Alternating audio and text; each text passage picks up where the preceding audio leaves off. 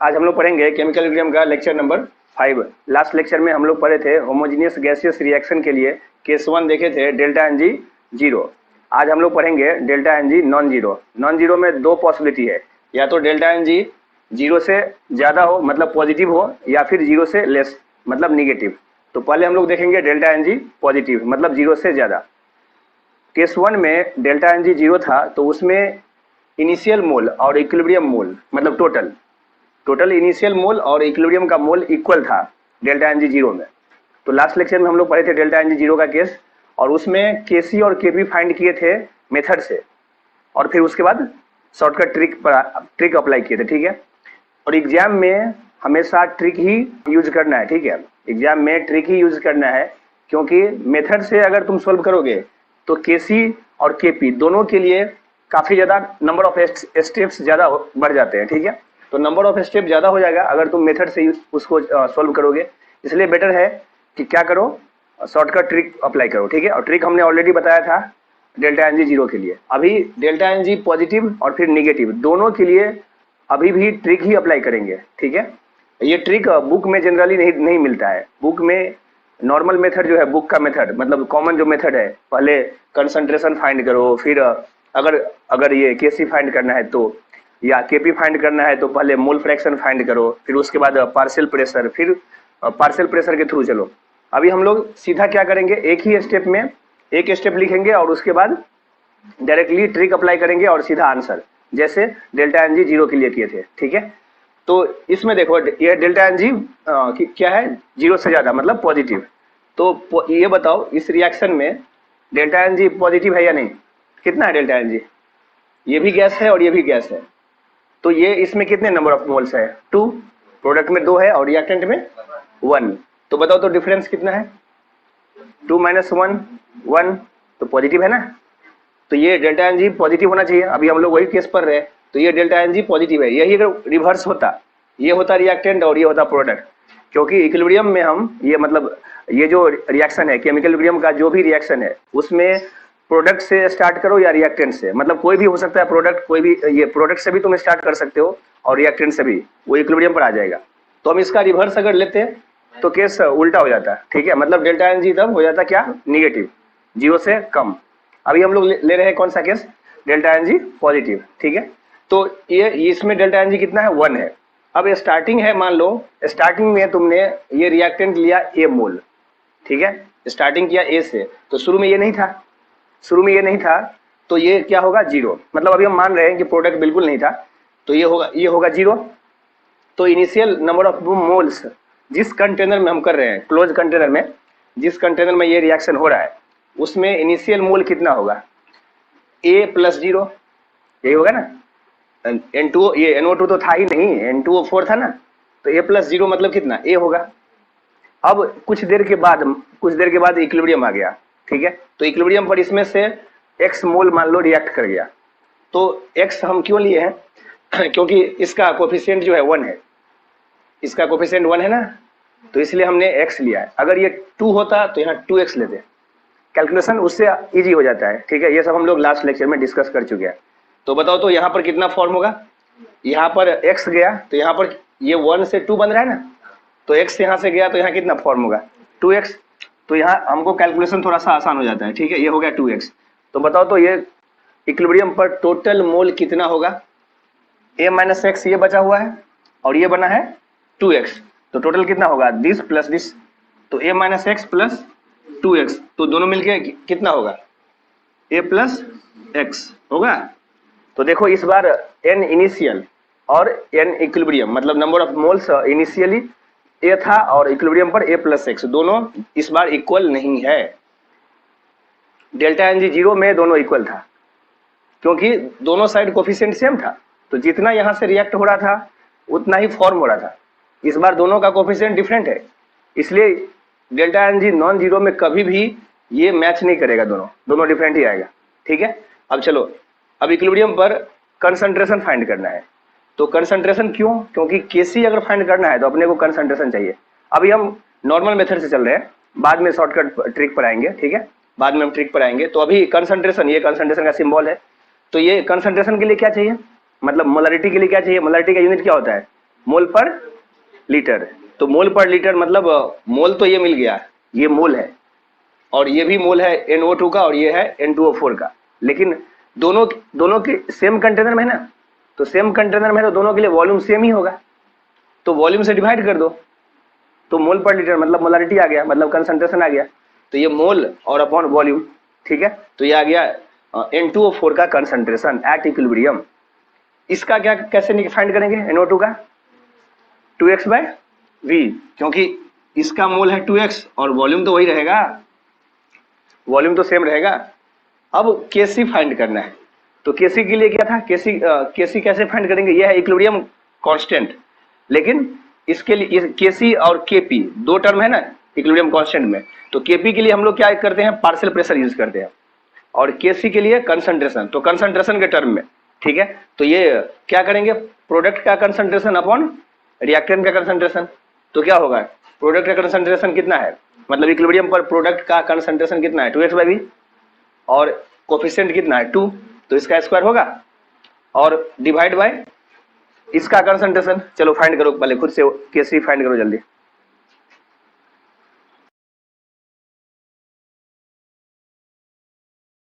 आ गया 2x/v का square, मतलब ये प्रोडक्ट है ना, इसका स्क्वायर अपॉन a-x/v। यहाँ पर देखो एक v कैंसिल हो जाएगा, ये स्क्वायर है ना, यहाँ पर एक सिंगल है, तो एक कैंसिल हो जाएगा, तो ये क्या होगा 2x² upon a-x into 1/v। अब देखो इसमें v पर पावर 1 आया होगा, ठीक है, क्योंकि एक v कैंसिल हो जाएगा तो v टू द पावर 1 आएगा, यही ट्रिक का काम करेगा।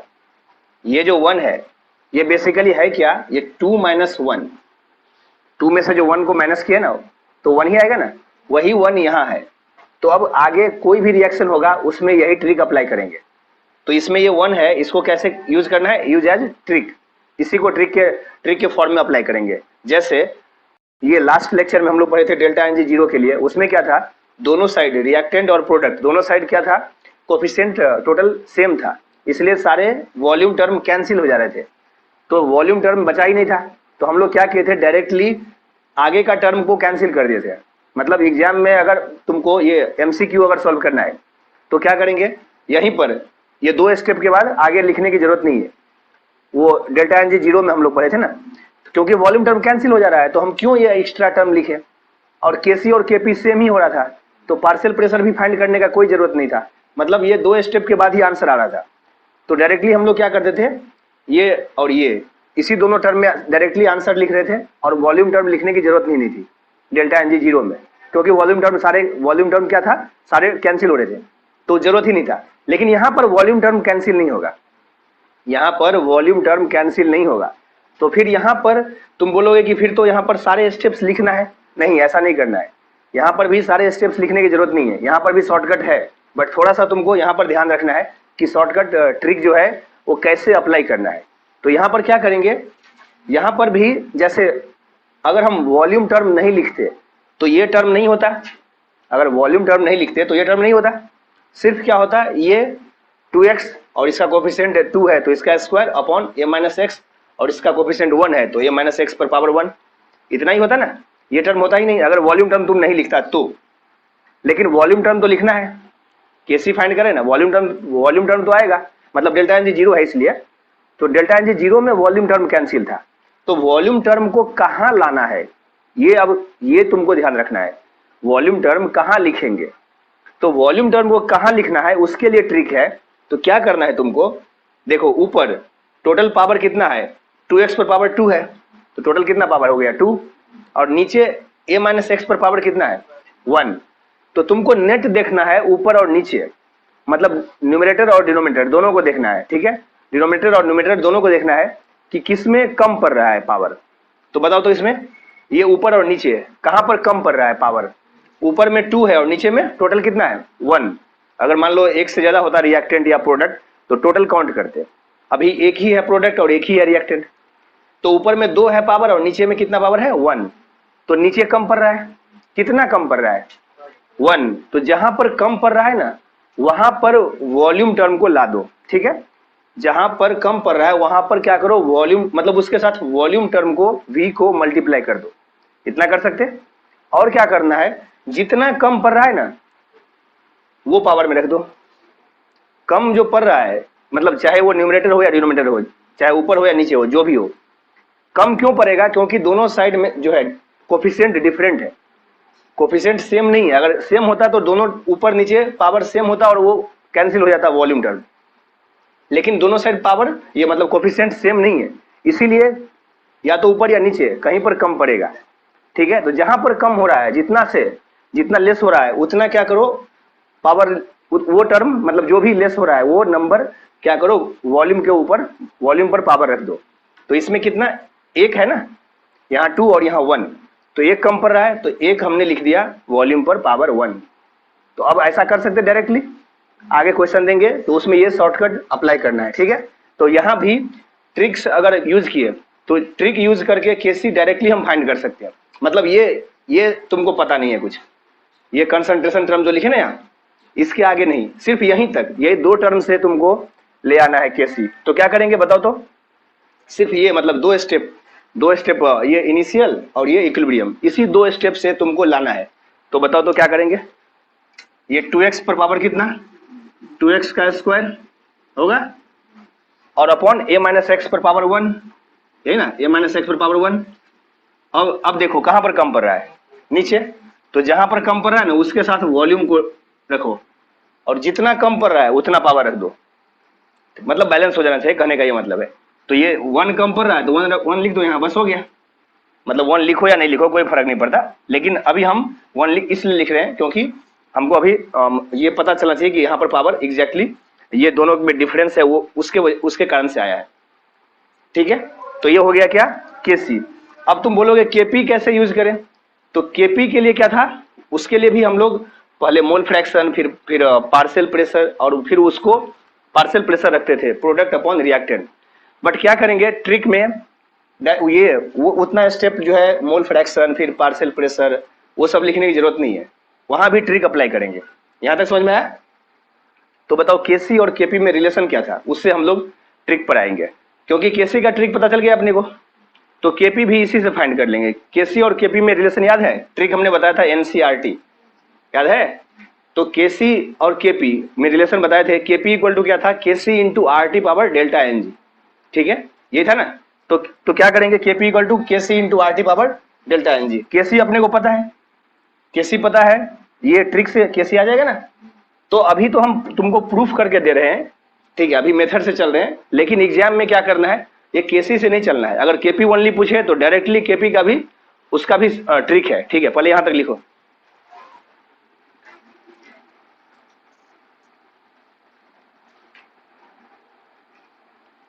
आ गया?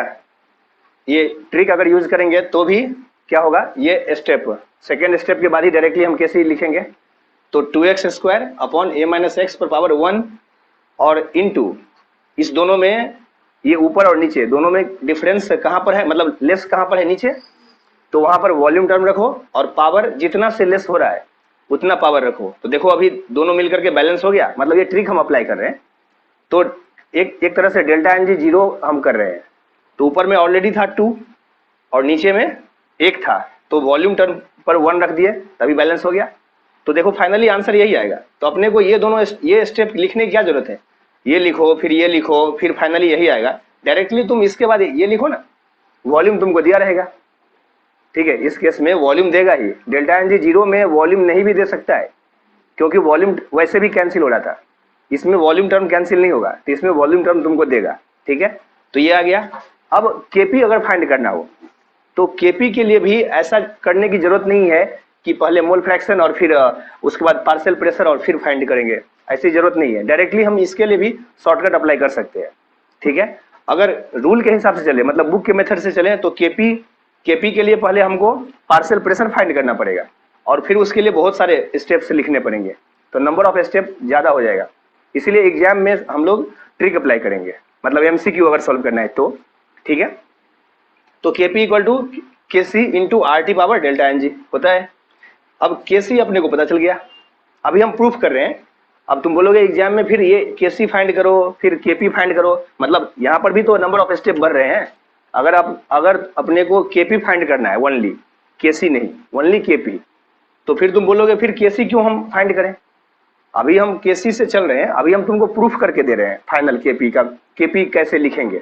एग्जाम में ये केसी फाइंड करने की जरूरत नहीं है, अगर केसी नहीं पूछ रहा है तो डायरेक्टली हम केपी फाइंड कर लेंगे, ठीक है। अभी हम तुमको प्रूफ कर रहे हैं, इसलिए केसी से चल रहे हैं, क्योंकि अपने को ये फॉर्मूला पता है, KP equal to KC into R T power delta N G, ये भी हम प्रूफ कर चुके हैं, ठीक है। तो इसमें देखो, और इसका ट्रिक भी था एनसीआरटी, ये सी यहाँ नहीं लिखना है, सी इधर है जिस साइड ये आर टी और मतलब एन है डेल्टा एन जी, तो ये एनसीआरटी ट्रिक था इसका। अब केसी का वैल्यू पता है अपने को, केसी टर्म पता है ना, तो केसी रख दो। अब आर टी केसी के साथ साथ, केसी के साथ साथ क्या है, R T power delta N g, तो इंटू आर टी पावर 1, इस एग्जाम्पल के लिए, इसके लिए आएगा आर टी पावर 1 आएगा। अब देखो हमेशा आर टी पर जो पावर है वो क्या होगा, डेल्टा एन जी, इस केस में डेल्टा एन जी 1 है, तो हमेशा आर टी का पावर और ये वॉल्यूम का पावर दोनों मैच करेगा, दोनों सेम होगा हमेशा। तो देखो ये दोनों सेम आया है, ये ऑलवेज सेम ही होगा, मतलब आर टी और वॉल्यूम दोनों का पावर सेम होगा और दोनों अपोजिट में होगा ये हमेशा। तो आर टी देखो, आर टी ऊपर है और वॉल्यूम नीचे है कि नहीं, और दोनों का पावर सेम है, तो आर टी जो है, हाँ तुम बोलोगे आर टी तो हमेशा ऊपर ही रहेगा, वॉल्यूम ऊपर नीचे हो सकता है। अरे तो वॉल्यूम अगर ऊपर होगा तो उसमें पावर माइनस में होगा, या नहीं तो आर टी में ही पावर माइनस में होगा, तो माइनस में होगा तो उसको फिर नीचे लाओगे तो प्लस हो जाएगा ना। तो दोनों जो है दोनों अपोजिट में हमेशा रहेगा और पावर भी दोनों का हमेशा सेम रहेगा। अब क्या करेंगे, आइडियल गैस इक्वेशन यूज करेंगे, और आइडियल गैस इक्वेशन इतना एग्जाम में नहीं करना है, ये हम अभी तुमको प्रूफ करके फाइनल कंक्लूजन तक पहुंचा रहे हैं, ठीक है। एग्जाम में सीधा फाइनल जो कंक्लूजन है उसको अप्लाई करेंगे, केपी फाइंड करना है तो अभी हम प्रूफ कर रहे हैं। तो ये दोनों सेम है, ठीक है। अब आर टी और वॉल्यूम वी, आर टी और वी दोनों अपोजिट में है, मतलब आर टी बाई वी, तो R T by V term हमेशा आएगा, ठीक है। तो या तो आर टी नीचे होगा या आर टी ऊपर होगा, तो R T by V term आएगा या V by R T term आएगा, तो बात एक ही है ना। तो आर टी बाई वी का वॉल्यूम, ये आर टी बाई वी का वैल्यू हम फाइंड कर लेंगे, कैसे, आइडियल गैस इक्वेशन से। Ideal gas equation P equal to nRT, तो बताओ तो यहाँ आर टी बाई वी क्या होगा, आर टी बाई वी क्या आएगा, वी को इधर ले जाओ, P बाई एन आएगा। अब क्या करना है, आर टी बाई वी की जगह P बाई एन रख देना है, आर टी बाई वी की जगह P बाई एन रख दो, ठीक है। तो P अब कौन सा लेंगे और N कौन सा लेंगे, ये क्वेश्चन है। R T by V, R T जो है और ये वॉल्यूम टोटल है, कंप्लीट कंटेनर का है ना वॉल्यूम, तो वॉल्यूम अगर हम टोटल ले रहे हैं तो P इक्वल टू एनआरटी में देखो, यहां पर अगर तुम वॉल्यूम टोटल ले रहे हो तो प्रेशर और ये मोल ये दोनों वेरी करेगा, मतलब प्रेशर अगर तुम पार्शियल ले रहे हो तो मोल भी पार्शियल आएगा। तो हम अपने को क्या करना है, ये मोल और प्रेशर एग्जाम में तुमको टोटल प्रेशर देगा, पार्शियल नहीं देगा, ठीक है। पार्शियल अगर दे दिया तो फिर तो केपी के लिए इतना करने की जरूरत ही नहीं। पार्शियल अगर सबका दे दिया, इसका भी दे दिया और इसका भी दे दिया, तो डायरेक्टली इसका पार्शियल प्रेशर का स्क्वायर अपॉन इसका पार्शियल प्रेशर, मतलब इक्विलिब्रियम पर जो भी वैल्यू रहेगा, तो वो पार्शियल प्रेशर दे दिया, तब तो फिर आगे ये सब करने की जरूरत ही नहीं है, सीधा डायरेक्ट एक लाइन में आंसर है। लेकिन तुमको देगा क्या, टोटल प्रेशर। पार्शियल प्रेशर में तो बहुत आसान है, लेकिन अगर टोटल प्रेशर दे रहा है तो टोटल प्रेशर यहाँ पर इसमें बताओ, यहाँ पर प्रेशर की जगह हम टोटल ले रहे हैं, टोटल मतलब एट इक्विलिब्रियम पर जो भी है कंटेनर का प्रेशर, तो टोटल अगर प्रेशर यहाँ पर लिखोगे तो बताओ तो ये मोल टोटल लेंगे या पार्शियल लेंगे, टोटल लेंगे। टोटल अगर प्रेशर होगा कंटेनर में जितना भी गैस है, तो कंटेनर में क्या क्या है गैस, ये भी रहेगा और ये भी रहेगा, दोनों रहेगा ना, तो दोनों का टोटल मिलाकर के प्रेशर हम लेंगे, तो मोल भी टोटल लेना पड़ेगा। तो बताओ तो इक्विलिब्रियम पर मोल कितना है, इक्विलिब्रियम पर कौन सा मोल है, ये है टोटल मोल, टोटल ए है या ए प्लस एक्स है, कौन सा, ए प्लस एक्स, ए प्लस एक्स इक्विलिब्रियम पर है ना, इक्विलिब्रियम पर ये भी रहेगा और ये भी, दोनों मिला करके ए प्लस एक्स है। तो यहाँ मोल की जगह हम लोग क्या लेंगे, ए प्लस एक्स, और प्रेशर तुमको दिया रहेगा टोटल प्रेशर, तो ये भी आ गया, ये भी आ गया, तो आर टी बाई वी का वैल्यू निकल जाएगा, ये वॉल्यूम को इधर ले जाओ ना, तो आर टी बाई वी और एन को इधर लाओ, तो P बाई एन, तो P बाई एन और R T by V same है, तो ये जो आर टी बाई वी आया है इसके बदला में हम क्या कर सकते हैं, P बाई एन लिख सकते हैं, और प्रेशर टोटल प्रेशर लेंगे और मोल भी टोटल लेंगे, तो टोटल प्रेशर तुमको दिया रहेगा, तो PT के टर्म में ही अपने को अभी KP का वैल्यू फाइंड करना है। ये जो KP फाइंड करना है ना, वो किसके टर्म में, PT मतलब टोटल प्रेशर, और N की जगह क्या लिखेंगे, A प्लस एक्स। ठीक है, तो चलो खुद से अभी ट्राई करो, यहाँ से RT बाई V को रिप्लेस करो, और देखो RT बाई V का पावर हमेशा सेम आएगा, मतलब RT और V का पावर सेम आएगा, इसलिए डायरेक्टली हम RT बाई V पर पावर 1 लिख सकते। अगर ये 2 होता तो ये भी 2 होता, तो RT बाई V का स्क्वायर रहता। तो अपने को RT बाई V का वैल्यू फाइंड करना है। चलो खुद से पहले ट्राई करो।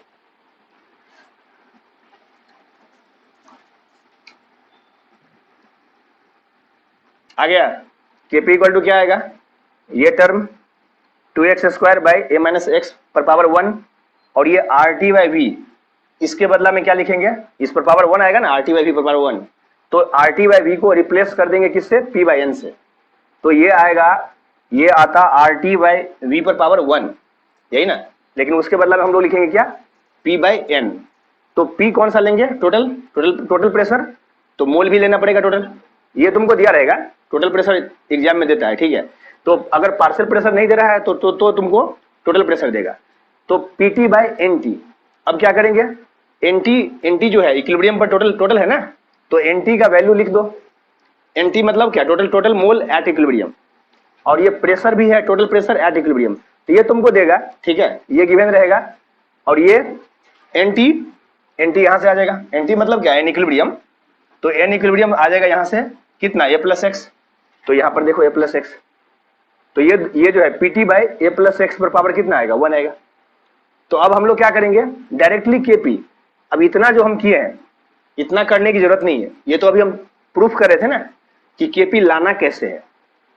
डायरेक्टली एग्जाम में डायरेक्टली एक स्टेप के बाद, मतलब ये फर्स्ट ये तो दिया रहेगा, ये सेकेंड स्टेप के बाद, इसी स्टेप के बाद डायरेक्टली इसका वैल्यू कैसे लिखे, ये सब करने की कोई जरूरत नहीं है। तो केसी के लिए हमने ट्रिक ऑलरेडी देख लिया। केसी के लिए क्या है, ये सबसे डिफिकल्ट पार्ट है, मतलब ये सबसे टाइम टेकिंग पार्ट है, इसको हम ट्रिक्स अभी तुमको बता रहे हैं क्योंकि एग्जाम में बहुत काम आता है। ठीक है, नहीं तो ये फिर स्टूडेंट को बहुत ज्यादा इसमें टाइम वेस्ट होता है, इसलिए ये बहुत इंपॉर्टेंट है। ठीक है, और ये बुक्स में मोस्टली नहीं दिया रहता है। तो केसी जो है, केसी के लिए डायरेक्ट शॉर्टकट क्या देखे हैं, तुम क्या करो, ये स्टेप डायरेक्टली जैसा हम लिखते हैं, इसका पावर ये और अपॉन इसका पावर 1, मतलब जो भी है कोफिशिएंट, और इनटू जहां पर वॉल्यूम कम पड़ रहा है वहां पर वॉल्यूम रख करके जितना से कम पड़ रहा है वो पावर में रख के उसको बैलेंस कर दो। अभी देखेंगे और भी एग्जांपल तो क्लियर हो जाएगा। तो केसी आ गया एक स्टेप में।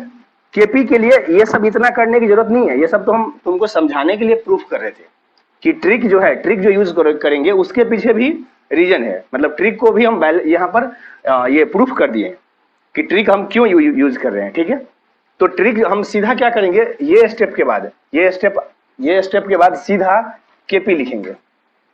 ठीक है, तो केपी लिखेंगे तो केपी इक्वल टू क्या, ये जो टर्म है 2x square upon a minus x पर पावर 1, ये तो लिख लोगे, ये तो सिंपल है।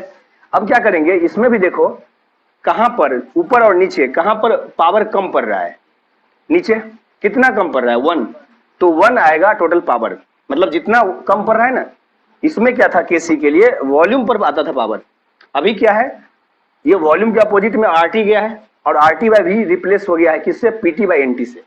तो तुमको ये जो है PT बाई NT ये टर्म थोड़ा ध्यान रखना है, ये तुम्हारे माइंड में चलना चाहिए केसी, तुम्हारे माइंड में केसी चलना चाहिए, लेकिन तुम फाइंड कर रहे हो क्या, केपी। तो केसी के लिए क्या था, वॉल्यूम टर्म पर पावर जो भी जहां भी, मतलब या तो नीचे और ऊपर जहां भी लिखना है, जहां पर कम पड़ रहा है वहां पर वॉल्यूम टर्म लिखते थे, यही करेंगे ना। तो यहां नीचे कम पड़ रहा है तो वॉल्यूम और पावर 1। अब केपी के लिए क्या करना है, ये वॉल्यूम के अपोजिट में, वॉल्यूम जहां पर है ना उसके अपोजिट में पीटी लिखो। ठीक है, तुम्हारे माइंड में ये चल रहा है कि वॉल्यूम कहां पर है, तो उसके वॉल्यूम मतलब इसके साथ है ना, वॉल्यूम जहां पर कम पड़ रहा है तो वॉल्यूम के अपोजिट में लिखो पीटी, और वॉल्यूम जिधर है, इस केस में वॉल्यूम नीचे है ना, तो वॉल्यूम जिधर है उधर लिखो एनटी, या ऐसा भी सोच सकते वॉल्यूम जहां पर है वहां पर एनटी लिख दो और अपोजिट में पीटी लिख दो, बस इतना ही करना है। ठीक है, तो ये वॉल्यूम तो तुम्हारे दिमाग में ये याद रखना चाहिए क्योंकि केसी के लिए ये बहुत इंपॉर्टेंट है। जहां भी कम पड़ रहा है वहां पर वॉल्यूम लिख दो और बैलेंस कर दो। ठीक है, वॉल्यूम लिख करके और मतलब मल्टीप्लाई करके और जो भी पावर है उसको लिख करके बैलेंस कर दो। तो वॉल्यूम जहां पर आएगा वहां पर क्या आएगा, टोटल मोल एनटी, और उसके अपोजिट में पीटी टोटल प्रेशर, और सबका पावर सेम होगा जो पावर वॉल्यूम का होगा। तो एक लाइन में आंसर आएगा कि नहीं? तो ये आंसर एक लाइन में आ जाएगा, मतलब ये डायरेक्टली तुम्हारे माइंड में ये चल रहा है, तो सीधा ये 2 स्टेप के बाद आंसर। जैसे इसमें ट्राई करो, इसमें हमने स्टार्टिंग का मोल दे दिया है ए, और ये 0 0 है, ये प्रोडक्ट है। तो बताओ तो ए माइनस क्या लिखें इक्विलिब्रियम पर? यहाँ x लिखें या 2x लिखें? 2x, वैसे x भी लिख सकते हैं, लेकिन कैलकुलेशन थोड़ा सा, उसमें थोड़ा सा कैलकुलेशन ज्यादा करना पड़ेगा, इसलिए सिंपल कैलकुलेशन के लिए हम लोग क्या लेते हैं, ये इसका कोफिशिएंट 2 है तो 2x लिखते हैं। बताओ ये क्या बनेगा? ये भी बनेगा कितना? 2x, 2 है ना कोफिशिएंट, 2x, और ये x बनेगा। तो अब बताओ इनिशियल मोल कितना था a? इनिशियल से अपने को मतलब नहीं है, अपने को मतलब है किससे? टोटल, मतलब इक्विलिब्रियम पर टोटल मोल कितना है। तो ये तीनों को ऐड करके कितना आएगा वो लिखो, और फिर केसी टर्म लिखो, और फिर केपी टर्म लिखो। मतलब दोनों टर्म तुमको लिखना है शॉर्टकट से, मतलब ये जो अभी ट्रिक बताएं उससे। तो ये यहाँ पर इतना स्पेस यूज हुआ है, लेकिन यहाँ पर अपने को एक लाइन में आंसर लिखना है। चलो खुद से ट्राई करो।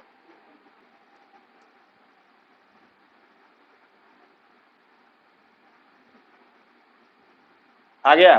एनटी क्या आएगा? एनटी मतलब टोटल मोल एट इक्विलिब्रियम। तो ये a-2x है SO3, SO2 2x और O2 x। इक्विलिब्रियम पर तीनों रहेंगे ना, ये रिएक्टेंट और ये दोनों प्रोडक्ट, तो तीनों का मोल को क्या करेंगे? ऐड करेंगे। तो सबको ऐड करोगे तो कितना आएगा? a+x। तो ये होगा NT, मतलब टोटल मोल एट इक्विलिब्रियम। अब केसी कैसे फाइंड करें? केसी कैसे फाइंड करेंगे?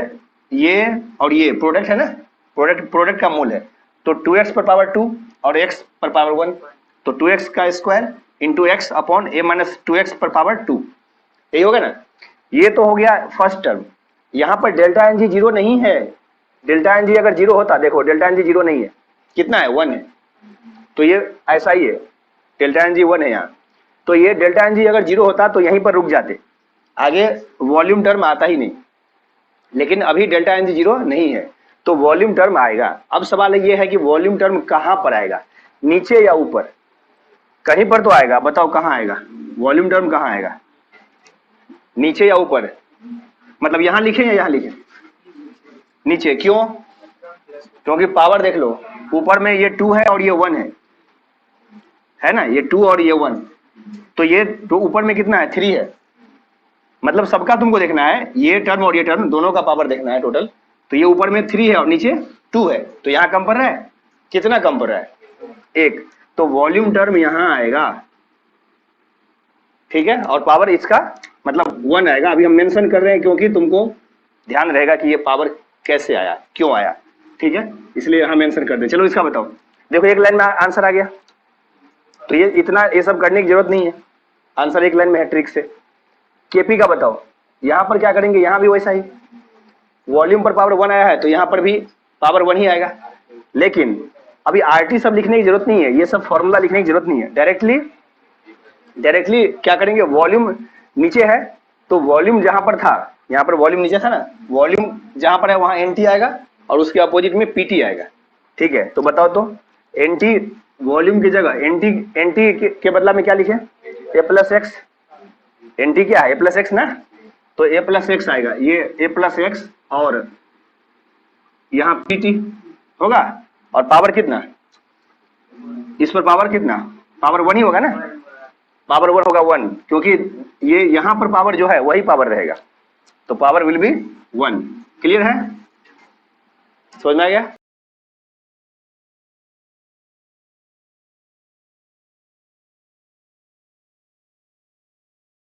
चलो अब ये क्वेश्चन ट्राई करो, इसमें भी केसी और केवी फाइंड करना है। सारे इसमें रिएक्टेंट और प्रोडक्ट, यहाँ भी क्या है? गैसेस फॉर्म में NH3, इसका कोफिशिएंट कितना है? 2, और इसका 1 और इसका 3, तो डेल्टा एनजी कितना होगा? प्रोडक्ट में कितना है? 3 + 1 4, 2 होगा। तो ये 4 है प्रोडक्ट और रिएक्टेंट है 2, तो डेल्टा एनजी है 2 इस बार, ठीक है। तो इसको ट्रिक से हम कैसे फाइंड करेंगे, पहले खुद से ट्राई करो, ठीक है। यहाँ पर क्या लिखेंगे?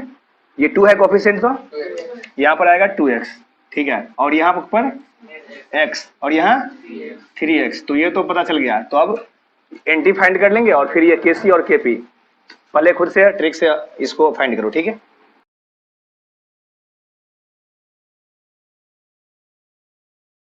आ गया? इसमें एन टी कितना होगा, सबको ऐड करो, ये आएगा a प्लस 2x। के सी जब लिखेंगे तो के सी कैसे फाइंड करेंगे, प्रोडक्ट दो है यहाँ 3x और x, मतलब n2 और h2 ना, तो 3x पर पावर कितना आएगा, इसका कोफिशिएंट 3 और ये x पर power 1 upon a minus 2x पर पावर 2, यही आएगा। अब सिर्फ वॉल्यूम टर्म तुमको खोजना है, मतलब वॉल्यूम टर्म कहाँ रखे ये सोचना है।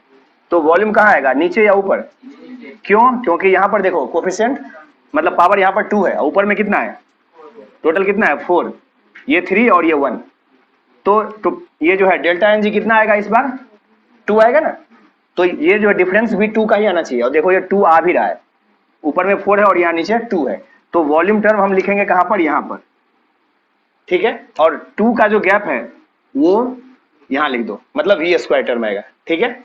तो बैलेंस हो गया। अब चलो केपी में बताओ, ये टर्म तो ऐसे ही रहेगा, ये टर्म एज इट इज रहेगा। अब सिर्फ तुमको देखना है कि तुम प्रेशर और ये मोल, तो इसके अपोजिट में जाएगा पीटी और यहाँ पर आएगा एनटी, एनटी मतलब ए प्लस 2x आएगा, तो ये आएगा ए प्लस 2x। और पावर क्या आएगा, इस पर पावर कितना बोलो, इस पर पावर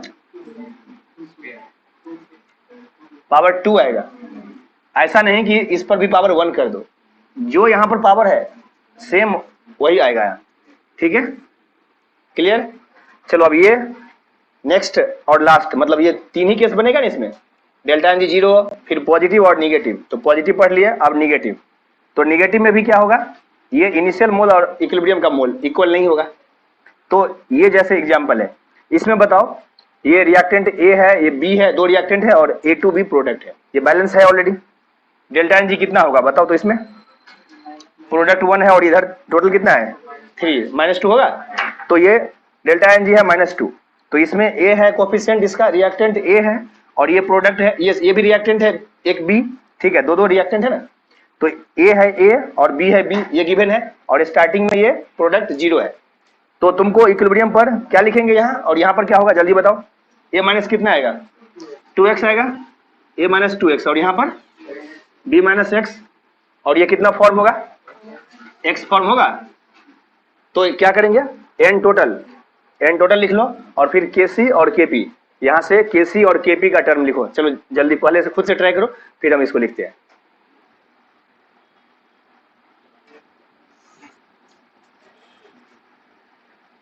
आ गया, एन टी क्या आएगा, सबको ऐड कर दो, ये आएगा ए प्लस बी माइनस 2x। तो केसी कैसे लिखेंगे, ये अपॉन इसका स्क्वायर इंटू ये, तो ये टर्म तो आ गया। अब सिर्फ तुमको खोजना है वॉल्यूम टर्म कहाँ पर आएगा। तो बताओ तो वॉल्यूम टर्म कहाँ आएगा, 1/v लिखे टर्म, या v यहाँ v बाय मतलब v ऊपर लिखे या नीचे लिखे, तो ये v ऊपर आएगा, ठीक है। क्यों, क्योंकि ऊपर पावर 1 है और नीचे 2 और 1 3 है, टोटल देखना है पावर, मतलब इसका भी और इसका भी सब मिला करके, तो टोटल है पावर कितना 2। यहाँ पर देखो डेल्टा एन जी कितना है -2, ठीक है। तो जहां पर कम है वहां पर क्या करो, इसको ये पावर वॉल्यूम पर पावर 2 लिख दो, कितना 2 से कम था ना, बस हो गया। और यहाँ अब क्या करेंगे, वॉल्यूम के अपोजिट में प्रेशर, तो प्रेशर कहाँ आएगा, ये यहाँ या यहाँ, नीचे या ऊपर, नीचे, तो ये पीटी, ठीक है। और ऊपर क्या आएगा एनटी, एनटी मतलब ए प्लस बी माइनस 2x, तो ये आएगा ए प्लस बी माइनस 2x। और पावर भी आएगा क्या, कुछ पावर नहीं आएगा, पावर 2, तो जो पावर उसका है वही पावर इसका भी होगा, ठीक है, क्लियर।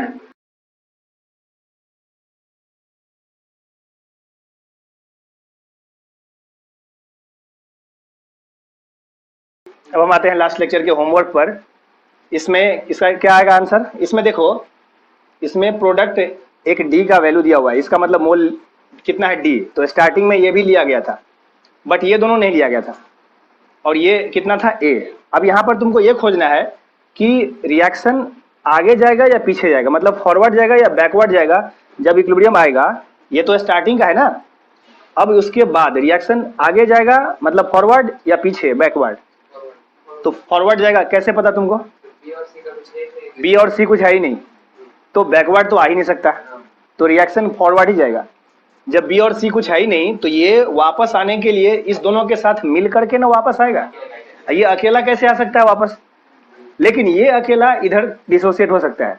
इसका मतलब वही क्या, वही डिकम्पोज होकर के ये तीनों बनाया होगा। तो चलो यहाँ से a माइनस कितना करें 4x, तो ये कितना आएगा x आएगा, ये d प्लस कितना x नहीं 2x, d प्लस 2x, ये x जाएगा, यहाँ से 4 है और यहाँ 2 है ना, तो d प्लस 2x। अब सबका वैल्यू रख दो, मतलब ये x into D plus 2x का square upon a minus 4x power 4।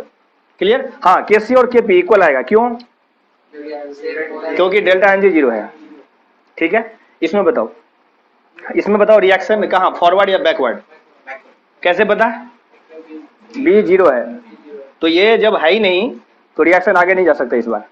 तो इस बार एक तरह से ये दोनों रिएक्टेंट का काम कर रहा है। ठीक है, और ये जो है प्रोडक्ट का, मतलब ये इधर से रिएक्शन इधर जा रहा है। तो बताओ क्या करें, सी माइनस करें या सी प्लस करें, सी माइनस करेंगे तो ये कितना होगा, सी माइनस कितना 3 है ना कोफिशिएंट, 3x होगा, और यहाँ पर d माइनस 3x, और इधर a में क्या होगा, a प्लस या माइनस, a प्लस, ये इधर जाएगा तो a बढ़ेगा ना, तो a प्लस कितना 2x, और ये होगा 0 प्लस 4x मतलब 4x। अब सब रख दो यहाँ, ठीक है, ये इंटू ये अपॉन ये इंटू ये, x के टर्म में देखो, ये सब जो लिखोगे x a c और d के टर्म में ही आएगा ना। तुमको वैल्यू थोड़े पूछ रहा है, तुमको एक्सप्रेशन पूछ रहा है सिर्फ।